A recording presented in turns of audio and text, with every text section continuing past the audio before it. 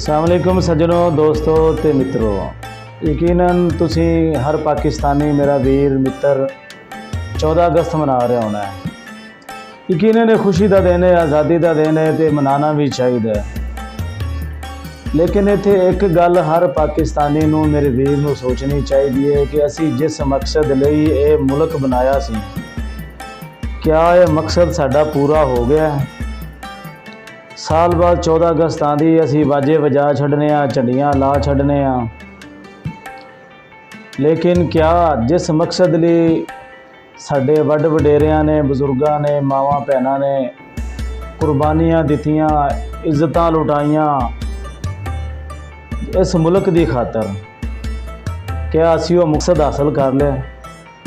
यकीनन हर कोई बंदा कह गया कि वो मकसद हासिल नहीं होया।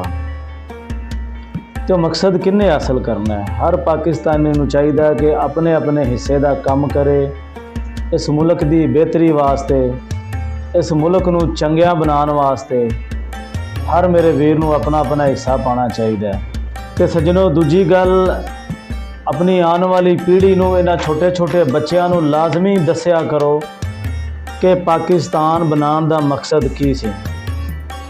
इन्नियां कुर्बानियां दे के असी पाकिस्तान क्यों बनाया कि इत्थे ला इलाहा इल्लल्लाह दी जागीर होएगी, कुरान और हदीस का निज़ाम नाफज होएगा। लेकिन अफसोस का मुकाम ये वे कि अज 78 साल गुजर गए ने, असी ये निज़ाम नाफज नहीं कर सके।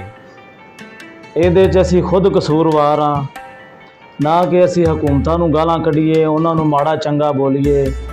सानू अपने गिरेबानां विच भी झांकना चाहिए कि असी इस मकसद लई की कीता है।